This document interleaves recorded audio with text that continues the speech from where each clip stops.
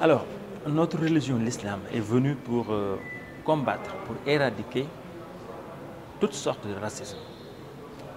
Parce que le prophète sallallahu alayhi wa sallam était là et il parlait avec ses compagnons. Parmi ses compagnons, il y avait des Arabes, il y avait des non-Arabes, il y avait des Persans et des autres communautés.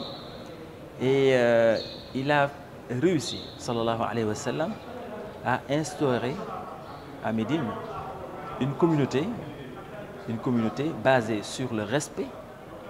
Le respect. Parce que quand on parle du racisme, déjà, il n'y a pas de respect. C'est-à-dire que racisme veut dire je me respecte, je ne respecte pas les autres. Je suis meilleur que les autres. Le prophète sallallahu alayhi wa sallam donc, a bâti donc, une communauté. Dans cette communauté musulmane, l'idéal consistait à dire que le meilleur d'entre vous est le plus pieux. Inna akramakum indallahi atqakum. Donc, à partir de là, la référence pour trouver les meilleures personnes, parmi les meilleurs, c'est d'être pieux.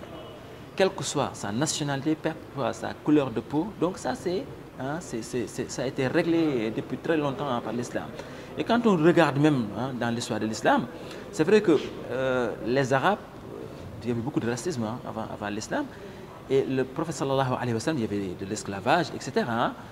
Donc le prophète sallallahu alayhi wa sallam donc, a réussi, d'accord, à démontrer et à montrer donc, au monde que l'islam révélé, l'islam du Coran et de la Sunna, c'est combattre ce racisme-là.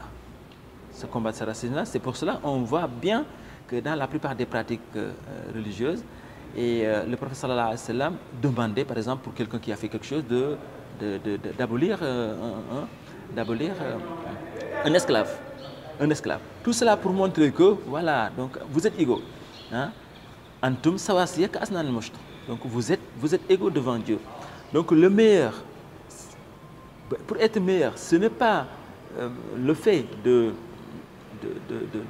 se baser sur ses origines, sur sa couleur de peau, sur son pays. Non, ce n'est pas ça qui compte. Ce qui compte, en fait, c'est un travail personnel. C'est un travail personnel sur le lien, d'abord, entre l'homme et le divin. D'accord? Il faut en tenir compte, ça c'est le plus important. Mais il faut aussi tenir compte du lien entre les hommes. D'accord? Pour être meilleur, il faut être pieux, mais il faut être aussi bien avec les êtres humains. De manière générale, avec les voisins, avec les musulmans, avec les non-musulmans, avec tout le monde. Le prophète sallallahu alayhi wa sallam était comme ça. Donc, et pour nous, c'est le modèle. Donc, tout musulman donc, doit œuvrer pour mettre en relief et en exergue ce paramètre important que le prophète sallallahu alayhi wa sallam a prôné toute sa vie.